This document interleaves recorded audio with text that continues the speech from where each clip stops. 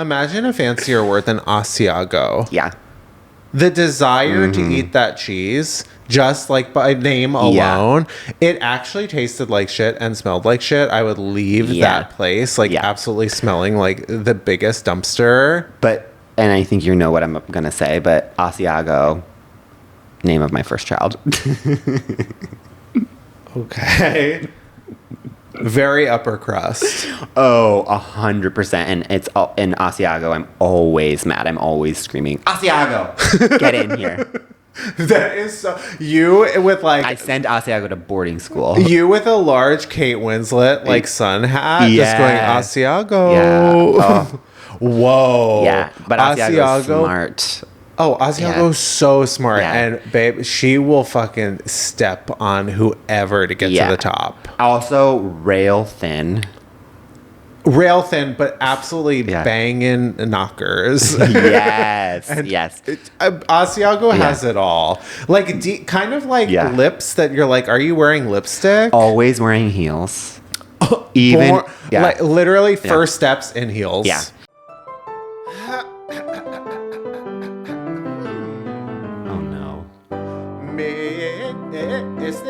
Greg?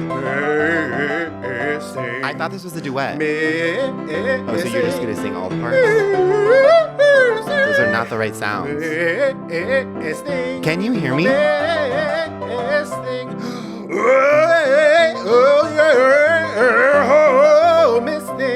Bonk.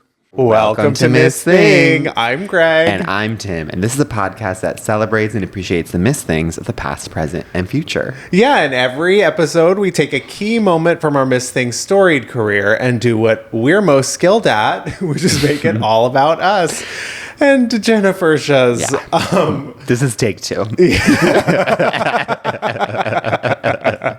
We are back on the mic. Something horrible has happened. Yeah. And that is the episode that we recorded a few days ago is absolutely unusable. Just audio didn't work. We love that. Yeah. And it was also a fantastic, what you guys didn't hear. The lost tapes. Yeah.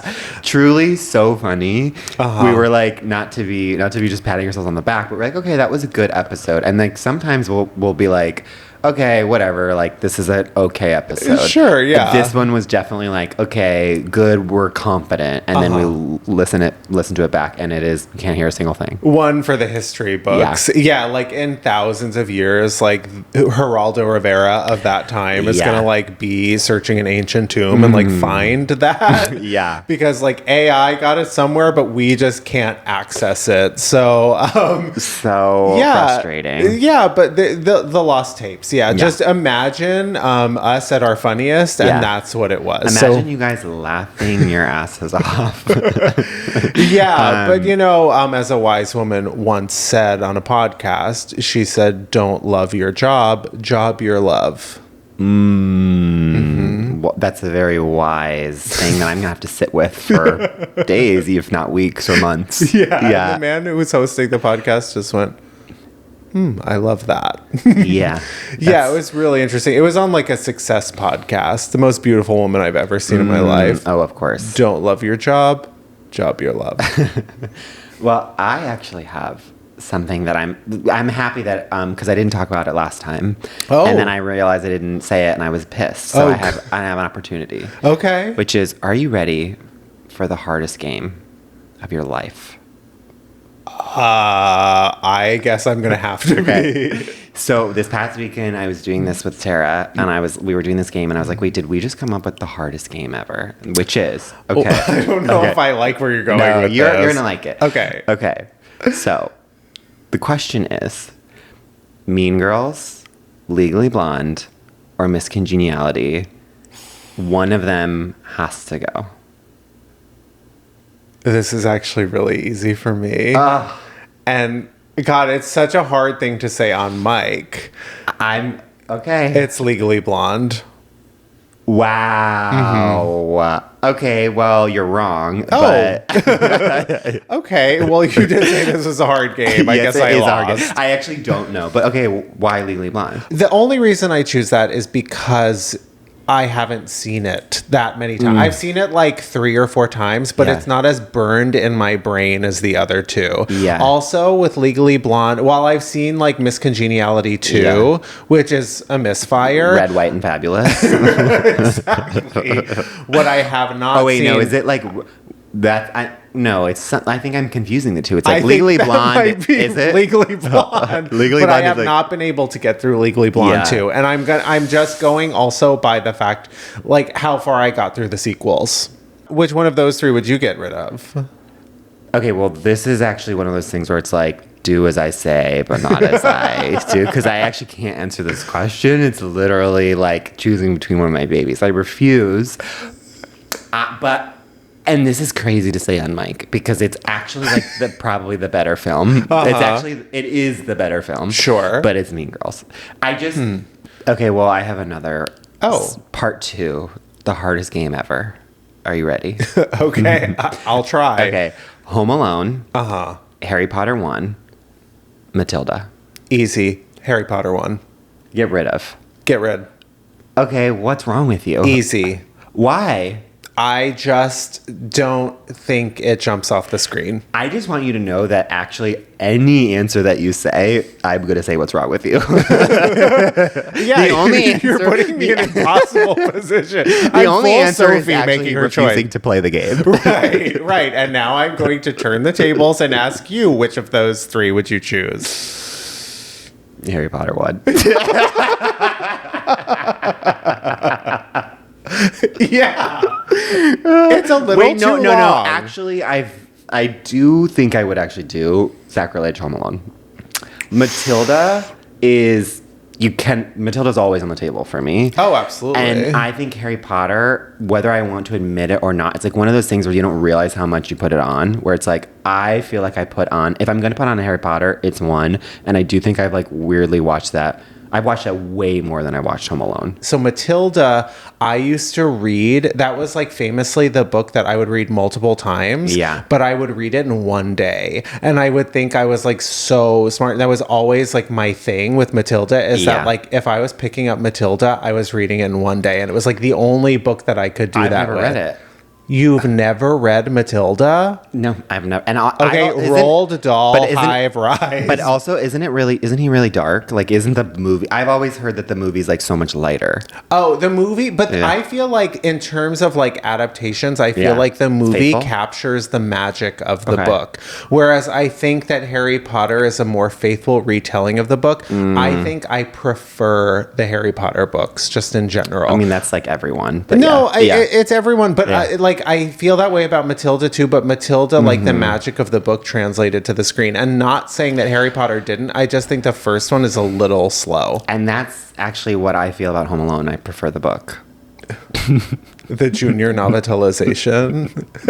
Wait, were you a junior novelization person? I've never even heard that phrase before. What is that? Oh, wait, were you a Scholastic Book Club girl? No, I was like, I learned to read last year, girl. The Scholastic Book Club. Yes. Yeah, I think it would come with like a catalog too. And you could like pre-choose your books, and then sometimes it was like a road show, and they would come and like put up some like books. Like it was like a mini like bookstore in your school. That was the most important thing to me, and like I wanted to buy every single book. Not me. And my parents would be like, "You get one. Yeah, you get That's one. You so have funny. to choose." I was obsessed. I was obsessed with buying books. I was obsessed with buying CDs and obsessed with buying movies. And my mom used to be like, "Imagine how much money you would have if you didn't buy all this stuff." And I was like, money wouldn't matter to me because like this is the most important thing in my life. Oh, my DVD collection as a kid was my life.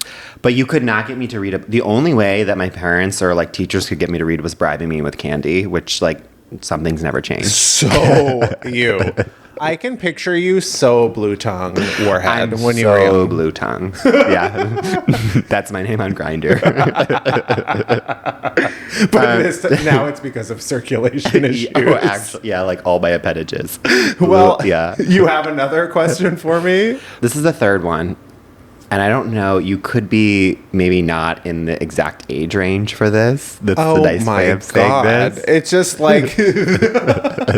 Okay, hardest game part 3. Okay. Xenon, Smart House, Luck of the Irish. And I feel like I already know what you're going to say. Have you seen any of them? No. I knew it. But also, these are Disney Channel movies. Yeah. Okay, so Disney Channel, where I'm from, was actually you're from. No, Disney Channel, where I'm from, was not included in the cable package. It was premium were you cable. in America? No, in New Jersey, where I grew up, Disney Channel was a premium channel like HBO. You had to pay New Jersey? extra. Yes, you had to pay extra, and then they would do like weekends once or twice a year, a single weekend where it would like unlock or like unscramble the channel, and you were able to watch it for free, and they would like try and hook you in to like get you to pay for it. I was desperate to have the Disney Channel, but they only had Nickelodeon as part of our basic cable package. Well, I'm mad at New Jersey, and I actually think a lot less of New Jersey, and I like now put like, I don't know, Arkansas above it. Absolutely. Yeah. I mean, in terms of like education, Arkansas was doing way better because they had Disney Channel. I think we should get into Dad Mom Sauce. Absolutely. AKA Doll of the Day, Mother of the Moment, Sister of the Second. Our first and most famous segment where we take a person, place, or thing that we are currently super obsessed with. Yes. Shall I go first? You go first. Okay, so I am obsessed with the resurgence of psychic Sylvia Browne on TikTok. Yeah. This woman is...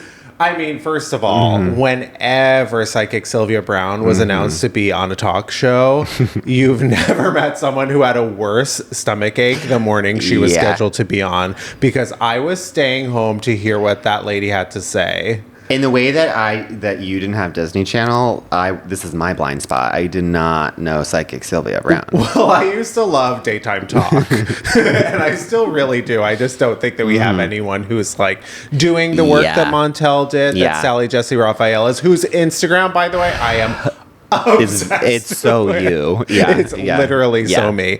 But Psychic Sylvia Browne, she was essentially this Harvey Firestein in a wig-esque woman who used to go on talk shows and basically take questions from the audience and give them the most devastating answers in return. So this woman was saying whatever she wanted. There was one woman who came up, the main video that I felt like started going around a little while ago was this woman comes up and she's like, my mother, towards the end of her life, she was having like a lot of trouble communicating. She's very sick. And like Sylvia's like, the tubes.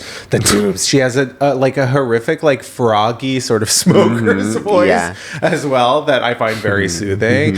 And she's like, but she was having trouble communicating with me. And Sylvia just cuts her up and goes, your father's not your father. But who cares?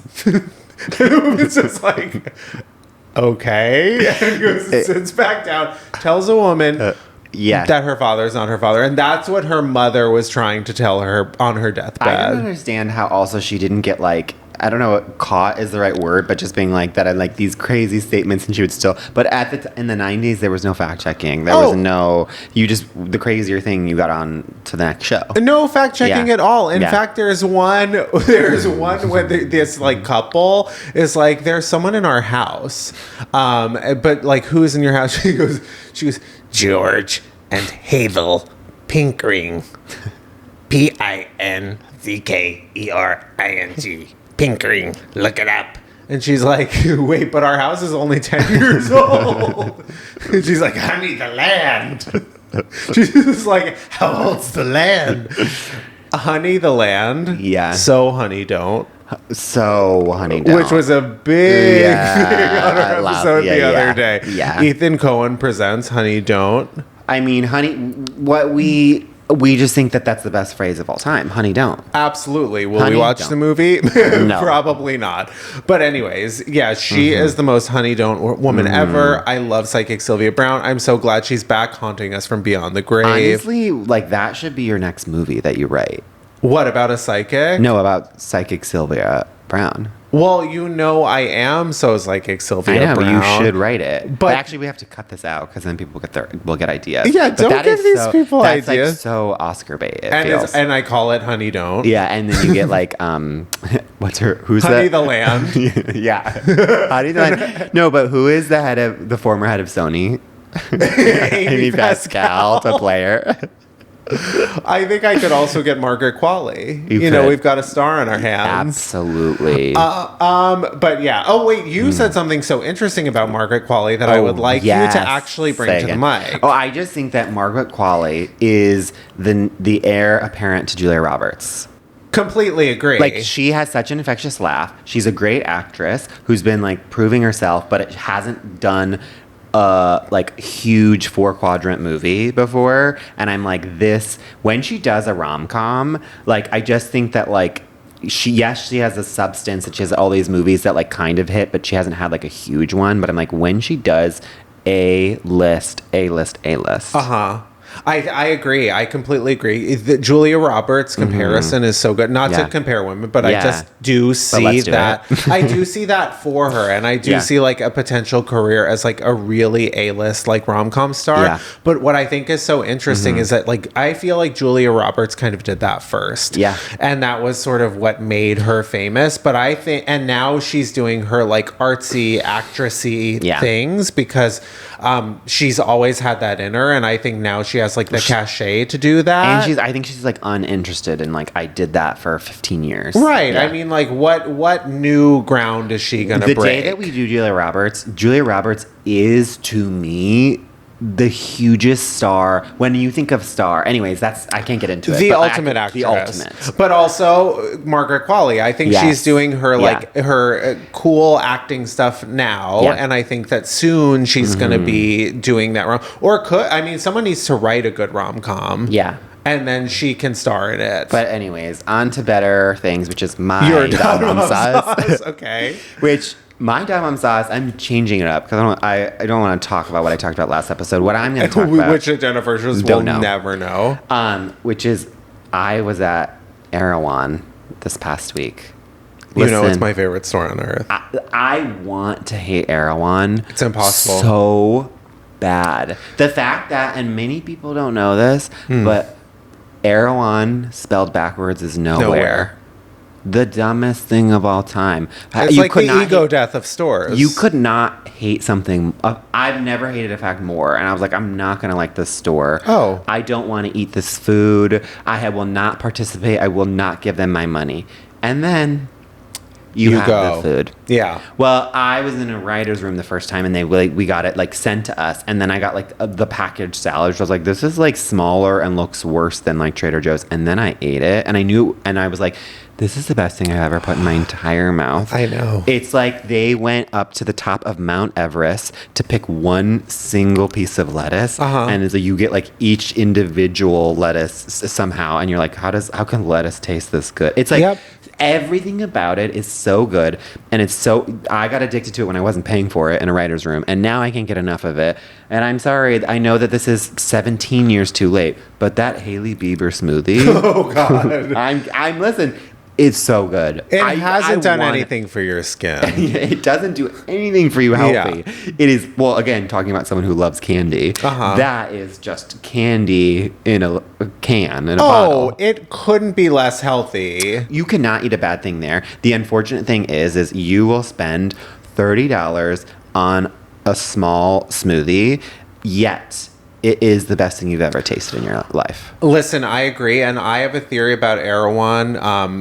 And actually, it's just like a true fact about Erewhon. I actually think it's an incredible store for people that know how to cook, because the produce and the actual food and the meat and everything is actually very reasonably priced in comparison to Whole Foods, which is now so expensive again. Which people don't know, because like, I have been talking to people, and I just assume that everyone knows what Erewhon is, but it's like for all the Gennifertias who are not in LA or New York or whatever, it's like if you can even imagine an upscale Whole Foods. Oh, it's like beyond. Whole Foods on crack. It's Whole Foods like on caviar. But I feel like some people think it's like a smoothie store or like it's like a restaurant. It's everything, and it's also like a social club. It's like Soho House, like grocery store. I'm gonna say probably the craziest thing you've ever heard, and you know how I am, and you know how I'm such a hater about like truly everything that. I am a member at Erewhon. I didn't know you could be a member. It's $200 a year. I don't go that frequently, and like I'm going, like if I'm going to a grocery store, like I'm usually stopping at Trader Joe's. I'm usually stopping at Costco, aka my bodega, famously, and my favorite store on earth. But Erewhon is like quickly becoming a close second. It is also so LA in the sense that like you go there and you're like, I hate every single one of you, and you're kind of like judging everyone because they're all being so crazy, and there's like full like camera crews of people like filming like a 12-year-old girl like trying like the Erewhon pizza, like having one single bite. It's crazy. It's actually like the worst part about LA, and yet it's irresistible. I was going to say, to me, the closest thing, which is my favorite, many people don't, there's so many good parts of Bridesmaids, and I feel like this is not one that's talked about a lot, but I always think about when Annie, Kristen Wiig, is going to, what's her face, her nemesis's like party or whatever, and when someone like comes up on a horse and gives her that pink lemonade in the car, and she sips it, and she's like, God damn, that's good, or whatever. And that to me is Erewhon. It's like you don't want to like the pink lemonade, and yet it's the best thing you've ever put in your mouth. Hey, once you try it, I can't look back. And so now we're gonna go to Erewhon. There's Erewhon, which is nowhere backwards to go but break. Does that make sense? Yeah. We're going to break anyway. We're going to break. Yeah.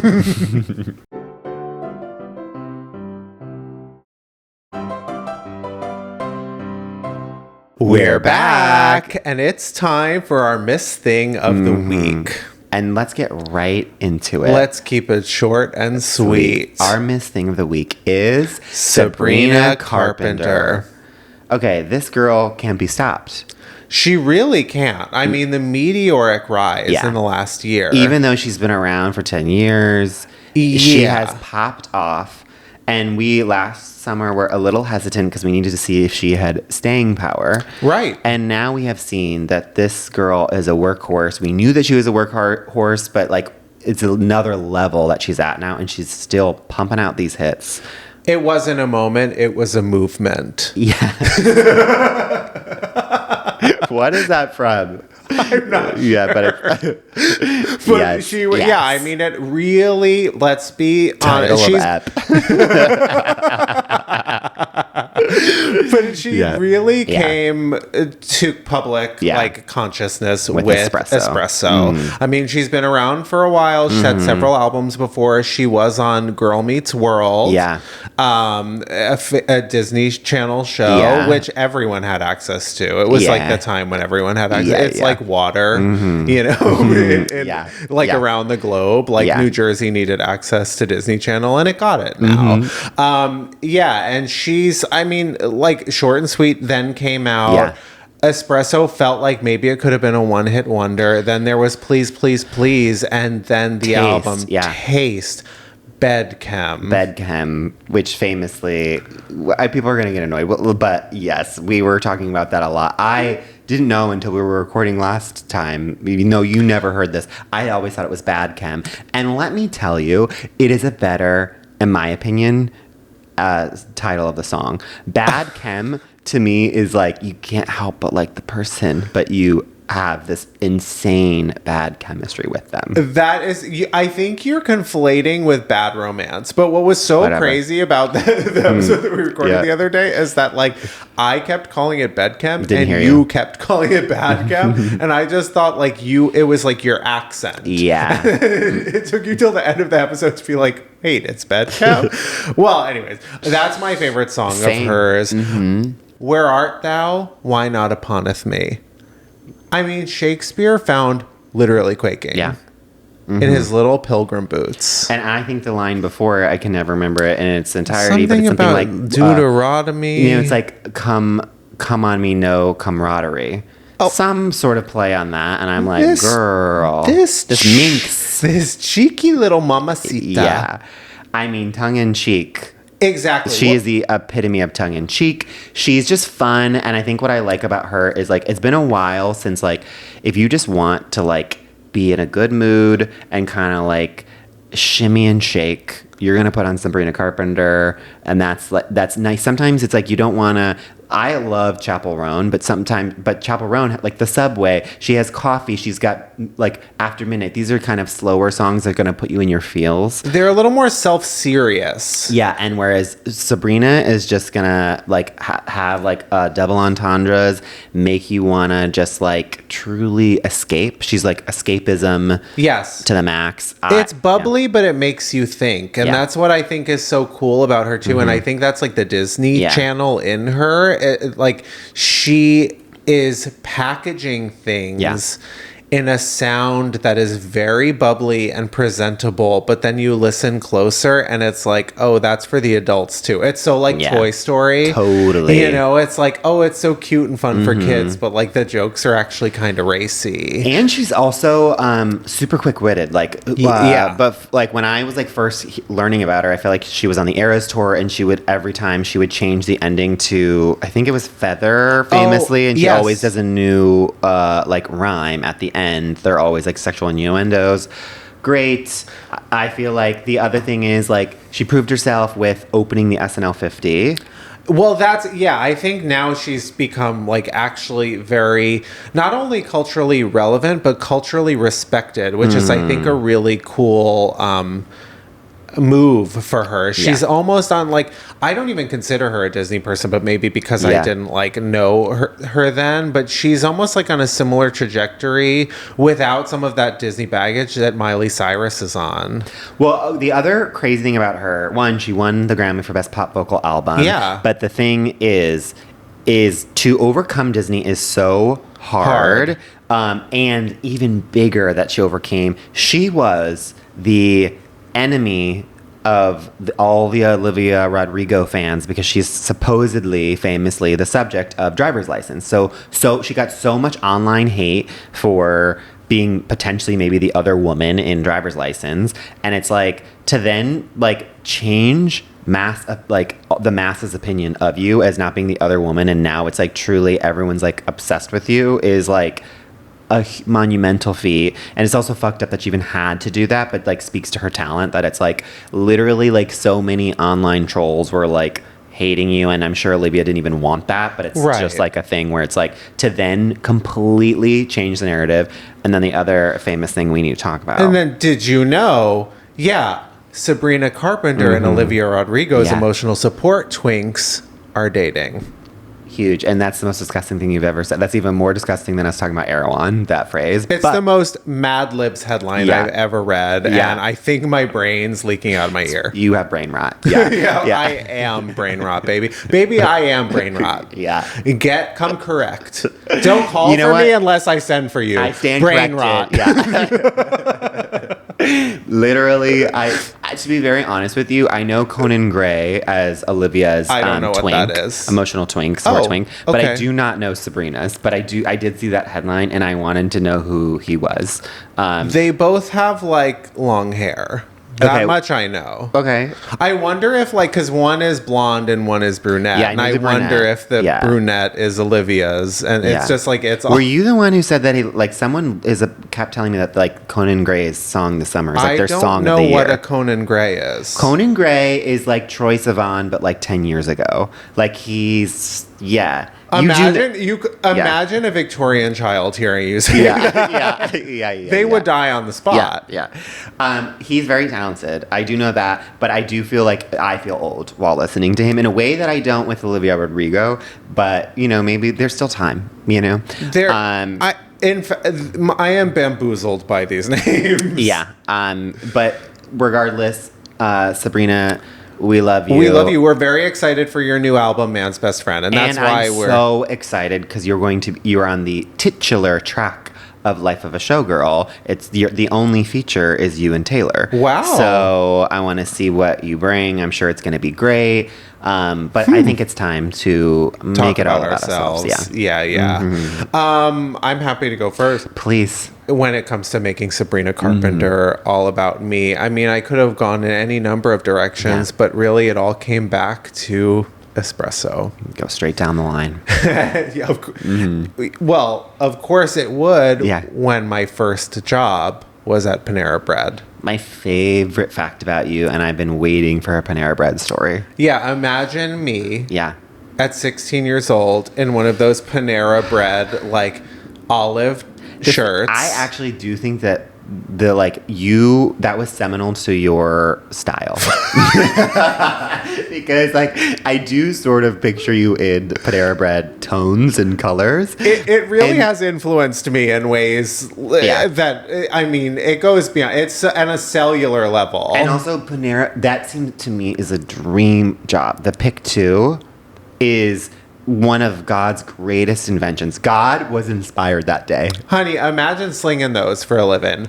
Literally. I was like, you don't feel like you're working if you do what you love, you know? And that's sort of the thing, which is I wouldn't want to work there because I'm nervous that I would be I'd be too close to it and I would just stop liking it. And no one is going to stop me from that broccoli cheddar bread bowl. Oh, absolutely not. You know what? No one was loving that. I was jobbing my love back then. Yeah, that's for sure. Oh, the broccoli cheddar. I mean, imagine deciding what I wanted to eat for lunch every day when I was working. Oh. Could you imagine? Hardest decision of my life. I mean, just something with Asiago cheese. Asiago cheese. Literally, imagine a fancier word than Asiago. Yeah. The desire to eat that cheese, just like by name alone, it actually tasted like shit and smelled like shit. I would leave that place absolutely smelling like the biggest dumpster. And I think you know what I'm going to say, but Asiago, name of my first child. Okay. Very upper crust. Oh, 100%. And it's in Asiago, I'm always mad. I'm always screaming, Asiago, get in here. That is so... You with I send Asiago to boarding school. You with a large Kate Winslet sun hat, just going Asiago. Yeah. Oh. Whoa. Yeah, but Asiago's smart. Oh, Asiago's so smart. And babe, she will fucking step on whoever to get to the top. Also, rail thin. Rail thin, but absolutely banging knockers. Yes, yes. Asiago has it all.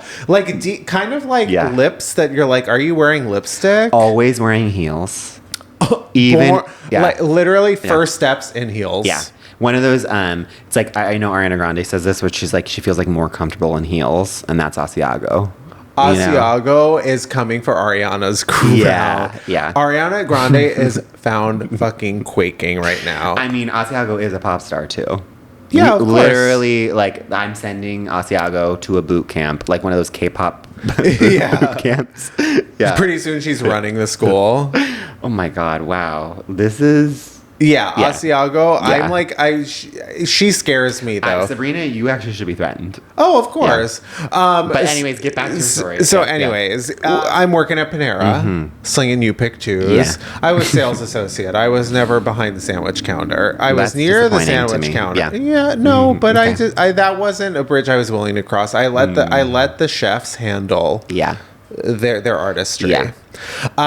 Wait, sales associate means cashier? Yeah, I was a cashier. Okay, then no, that's not. I wanted you to be the cashier. I thought you were in an office. Okay. No, and please, I was love it. I was so good at selling the food. Yeah. But because you were always eating it. Always eating it. So, Espresso. Where am I? You haven't started. So when I worked there, I was in high school, and basically, if I ever worked nights, or if I ever was working on the weekend night in particular, I would usually go to my best friend Christina's house afterwards. That was our hangout spot. Yeah. But I remember one weekend, I was like, well, what should we do? We should get crazy tonight. I want to get fucked fucked up. Like, I want to get, like, wild. You're wild! You know? Like, that was what I, like, that was my mood, and that's what I needed to do. But we did not have access to alcohol that night, and we didn't have weed. Our two, you know... What else are you going to do? Yeah. The only thing we have. Or, like, we would watch a scary movie, like, every single night. But that's neither here nor there. Oh, my God. Anna Faris and... Regina Hall coming back. Literally. That's going to be so good. Yeah. So we didn't have access to those things. And I was like, well, what are we gonna do? Like, I didn't have a fake ID at the time. I couldn't get anything. So I'm like, oh, I know. And I grabbed myself a large Panera to-go cup, which are kind of quilted. They're very, like, Bounty-esque, actually. They're, like, really, like, thick. Yeah. But I walked my ass over to the coffee station, popped that cup under the espresso machine, and put 22 shots of espresso in that cup. Who knew where the night was going to take us? But I figured it could give us some sort of buzz. So I took that. By the way, that and like $800 worth of food. I would always bring like a full, like unlimited buffet to her house, and we would just like take like a bite of everything. That sounds actually. I'm so jealous. Oh, it was crazy. It was like 10 million calories, but hey, it was good. Yeah, you're also 16. Yeah. I was actually fattest I've ever been in my life at that point. That's neither here nor there. So I just, we got to her house and we were like, this is bad. You know, like we shouldn't be here for this. So we were driving around like with contraband, like drinking, plugging our nose, like trying to get these shots of espresso down. It was absolutely disgusting. And I know what you think, that like for the next 2 days I was going to be up. But actually, the only thing that it did to me was send me to the bathroom. That, I do not understand how I would never sleep again. I would still, 15 years later, be awake. Didn't have the intended effect that way. All it did, we spent the entire night, both of us, in separate bathrooms. And didn't hang out. And then I went home. I think I slept totally fine. That's insane. Yeah. Literally, the people who can like have an espresso late at night and then go to bed, what's wrong with you? And I know you're one of those people. I do not get it. But also imagine like that high school need to get fucked up at any cost. The amount of times I remember being like 16 and like being like, what should we do? Like, let's be bad. But then like literally like same. It's like it didn't have a fake ID. So then we'd be like, should we just like make a weird concoction in the kitchen? Like that was like me being bad. I was like, let's just go wild. And like, what if we put like chocolate and like mac and cheese, like whatever, And I was just like, okay, we need to get some alcohol.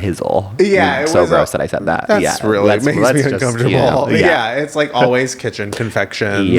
Anyway, our new reality show, Kitchen Confections, to get fucked up.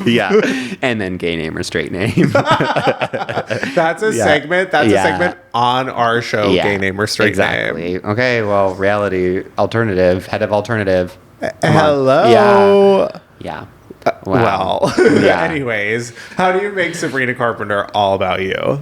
Well, I think of both of our favorite songs. Also, I do love Juno. We didn't talk about that, but I love that song. But my favorite of hers is Bed Chem, which makes me think about, years ago, I was at the famous LA gay bar, Akbar. And I think you might have even been there that night, but it was like such a bust of a night that like everyone was leaving early. And I was like about to head out. A friend of the pod, Claude, was like, I had been drinking, he hadn't. So he was like, do you want me to just drive you home on my way out? And I was like, yeah, sure. And as we're leaving, of course, this is how it always happens.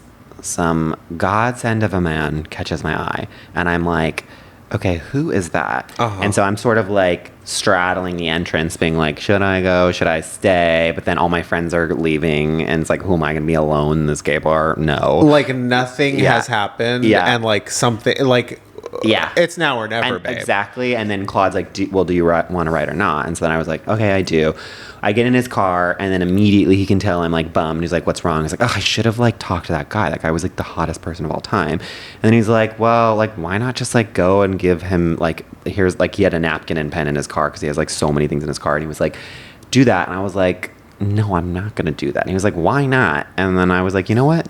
Why not? Yeah, why not? So I go back in there, truly like, it's such a, I can't even believe I did this, but I walked in, and like the geography of Akbar is like there's the entrance, and then like towards the back there's like an exit. So it's like I could do like a full, just like one straight line, walk in and then out, like in without breaking a stride, basically. Yeah. And it's on a corner. It's like there's one door on one side, one street, another door on another street. I loop. I just have to go like straight in one door and then out the back door, basically. I imagine you know those like traffic like videos where you just see like fat, like they show the cars moving fast, and just like imagine seeing like Akbar, and it's just like gay guys like doing that, like zooming through. Well, that was me, which is I was like, I go in, and then I was like, I'm so nervous, I can't believe I'm doing this. So I'm like, I'm not gonna break stride. So I literally like walk in, spot him, and then I went up to him, and I was basically like, hi, I think you're hot. If you're interested, here's my number, and just hand him the napkin. Again, I mean, I do stop, but it's like for a nanosecond. Right. And then just for handoff, he says thanks and like kind of giggles. And then like, I think he even tried to start a conversation, and we might have, but I was like too like, I can't believe I'm doing this, kept going. And then I was like, what am I doing? But it worked out because immediately he called me. He called me like, I remember it was like we hadn't even gotten to the second red light. Yeah. He called me, and he was just like, said like, that was really hot that you did that. Like, no one does that anymore. And then he was like, what would you say if I came over with a bottle of wine? Wow. Which, the other thing I was thinking, first off, in that moment, I was like, that's the sexiest thing I've ever heard in my entire life. And then I was thinking, but if you're not attracted to the person, that's also maybe the creepiest thing you've ever heard. Oh, you know? No, of course. But I think like the act of doing something as simple as that, just being like, hey, this is what I think. Yeah. What do you think? Mm-hmm. Actually, don't even tell me. You know what? Yeah. Think about it for a second. Yeah. Call me. Yeah.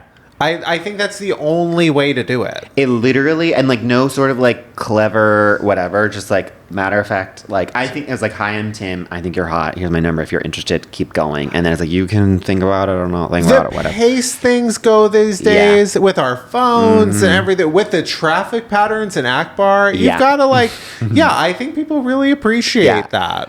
And so then he came over, and when I tell you, Bed Chem and Bad Chem. Yeah. It was, first off, he was so hot. He was a carpenter. I mean, the parallels. The parallels. The cinematic parallels. Sabrina Carpenter. Hello. So, you know, thus good with his hands. Good with wood. Great hands. Literally such good hands. And, you know, literally the next morning I remember being like, okay, I found God last night at Akbar, and I'm walking him out, and as I'm walking out, I lived with my roommate Taylor at the time. I like close the door, I turn around, and she's like, who was that? Mouth on the floor. And I was like, I know. And then her boyfriend rounded the corner and was just like, who was that? In a different way, in a way of like, I do not feel comfortable with this very hot man in this apartment. I thought he was like fully aroused. I mean, he had eyes, you know, and I think he was like questioning what was happening there. Listen, and anyone can appreciate beauty. Yeah. And I was like, and the fact that he was like a carpenter and just like he just was ultimate cool dude. Yeah, very like rare. Very rare. And then like thus ensued like a month of just Bed Chem, to put it plain and simple, short and sweet. It was truly could not get enough. He couldn't get enough. We were loving it. But it was one of those things where I was like being like, you know, at a certain point I was like, okay, obviously we're like compatible. Should we transition this into some dates? And he was very clear. He was actually so clearly basically being like, I'm a fuckboy right now. I don't want anything other than this. And I was like, okay, cool. I mean, neither do I. Well, I would want that. Oh, that's what I was hoping you were going to say. That's why I brought it up. Yeah. I just wanted to confirm. Yeah, I just wanted to let you know that if you wanted to go on a date, which I definitely don't, neither do I. No, just stopping you there. Yeah. No, before you say anything else. Yeah. Okay, great. And so then I'm like, okay, well, I can keep doing this. And then as the weeks were going on, I was like, I cannot keep doing this because I'm like starting to catch feelings because this is just the best chemistry. Yeah, and your brain chem is bad. And so it was starting to be altered. And so then I was like, he came over and I was like, listen, we can't do this anymore. I'm so sorry. Like we have to. And he understood. And I was like, so you honestly you have to get out right now. And then he was like, or we could just do one last one. And I am here. Yeah. I was like, I mean, you are right. So it's like totally. One last hurrah. Well, there was nothing going on emotionally on his end. Yeah, exactly. And yours. And mine. Clearly yours. Yeah. And so I close the door, slam it shut, lock it, make sure, whatever. Because I'm like this. To keep him in. Yeah, exactly. I was more something to stop myself from running after. Yeah. And then literally, I'll never forget, roommate comes out again and was just like, what did you do? And I was like, I know. And then her boyfriend comes out and was just like, I'm proud of you. It's like, you're strong, you're brave. Just do not let that man back into this apartment for my mental health. And honestly, it was for my mental health too. We had different reasons. Sure. Yeah. Sure. Yeah. And I'm wondering if he today is talking about you on a podcast. A Sabrina Carpenter focused podcast for the second time. Actually, he also recorded this story earlier in the week. Yeah. Okay. Well, I'm gonna have to think about that off pod for a little bit. Yeah. Okay. Yeah.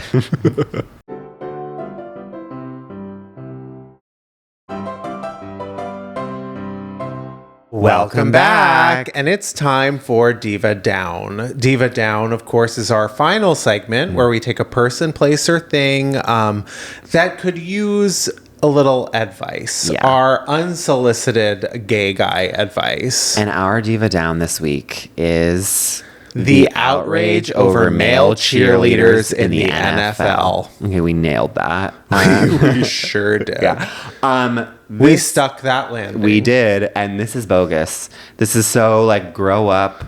I can't believe that this is even a thing. It's actually the one cool thing the NFL has ever done, in my opinion, which is a lot. They should be updating and having more diversity, and there should have been male cheerleaders all along that are not just, because for the people who don't know, it's not just the bases, the people who are holding up the women, it's their dancers. They're just like all the other cheerleaders. Right. And they're doing cool moves. Yeah. Because they are, acrobatic or whatever, they can fly too. I think it's really cool that they're giving guys opportunities to do these cool stunts. But also, this is so crazy that it's a story now because there have been male cheerleaders in a lot of these teams. A few of them. There haven't been so many, but there's been male cheerleaders showing up on the field, and suddenly it's a story now. I think because they're upping the numbers, they're allowing more. In particular, on the New Orleans team, I think they now have 12, but they're still a small portion of the team. Wait, how many cheerleaders are on a team? I think there's 40. What? Yeah. Well, this is me saying I never watch football, so I don't know that. And if I did, I would watch the cheerleaders, but I can't even bring myself to. But 40, that's so many. Well, have you ever watched the Dallas Cowboys cheerleader show on Netflix? I know, everyone says it's great. But then I was behind on the time with Cheer, and then I knew what happened there, and so then I missed that boat. Yeah. I never watched season 2 of Cheer. Yeah. Season 1 of Cheer is one of the best shows ever. Oh my God, maybe I should have done Bring It On as my other one in the for the 3. Ugh. Anyways. Coulda, shoulda, woulda, and honey, don't. Honey, don't. So anyways. What is your advice? Yeah, my advice is well, first of all, I think it's so crazy. I think it's like gay panic. First of all, not assuming that all these like cheerleaders are gay, but it's more about like the guys watching. Yeah. I think they're so concerned about like the proximity of men to like these women that they've like been ogling and sexualizing. And I think they're like, it does not compute. So they're like making a big deal about it. Or maybe they're not. And it's just some like drummed up media thing, which also could be the case. Either way, it's stupid. My advice is to like anyone that's up in arms about this, stick a finger or two up your butt. Yeah. I think it's really going to blow your mind, change your perspective, just sort of like reframe your whole like... Your whole. Yeah, your whole. Well, and your I whole also, thing. Yeah, and I also think that my thing is I actually think they already do have something. This is so... The guys who are outraged about this is they are the ones who are secretly telling their girlfriends, like, stick a finger in my butt, but you better not tell anyone. Right. And they're feeling insecure about the fact that, like, people are onto them, are sniffing it out. And so they're like, this is a little too close for comfort, and I'm straight. I don't have anything. And so, like, seeing gay guys up close is making them uncomfortable and making them question. Yeah. And it's the ones that have issues with this are the ones that have whole shame. Yes, exactly. And embrace it. Embrace it. Yeah, that's where your prostate is. That's where your G-spot is. And I will say, too, learn from, like, so many of these men don't have any rhythm. And so I'm like, watch and learn and impress your girl the next time you're at a wedding. And as opposed to being scared, embrace the fear. Yeah, queen out with your girlfriend. Yes, exactly. You already are in the bedroom. You already are. She's doing all the topping, I'm sure. Absolutely. Listen, just seeing some bottoms so out and proud on that field. Yeah. You wish it was you. Yeah. Honey, just like... Honey, don't. Honey, don't. Just think about it for a second. Think about like what's really bothering you so much. Yeah. Embrace the whole. Yeah. And learn to dance and queen out with your girlfriend. And with that, follow us on Instagram and TikTok at Miss Thing the Pod. Subscribe on YouTube at Miss Thing the Pod. Yeah, we've got full video episodes there. I think our faces tell so much more story. And also rate us 5 stars and above. Take the time. It really helps us to write out a review. It really helps our self-esteem as well, because you're only going to write positive stuff, obviously. Any criticisms to that, we say, honey, don't. Yes, exactly. We say, what's her name? Margaret Qualley. Yeah, we say Margaret Qualley is honey, don't. Yes. Honestly, just write that. Right, Margaret Qualley is honey don't. And if you say that, we will literally shout you out. We will shout you out if you comment that. The realest Gennifertias out there. Oh my god, please. Margaret Qualley is honey don't. Just that. 5 stars and above. Yeah. And also, Cynthia, you were announced as getting honored at something. I'm forgetting what it is, but kudos. As you should. As always. And with that, we'll see you next week. Yeah. Bye. Miss Thing Podcast is created, executive produced, and hosted by Greg Trimmer and Tim Zintek. It's produced and edited by Benji Simons, with cover art and additional creative support by Claude Zines. Follow us on TikTok and Instagram at Miss Thing the Pod. New episodes drop every Tuesday. Watch on YouTube or listen on Spotify, Apple Podcasts, or wherever you get your podcasts. Please subscribe, rate, and review, but only raves. Strictly 5 stars and above. Follow Greg at Greg Trimmer and Tim at Tim_Zintek on all social media. BONK.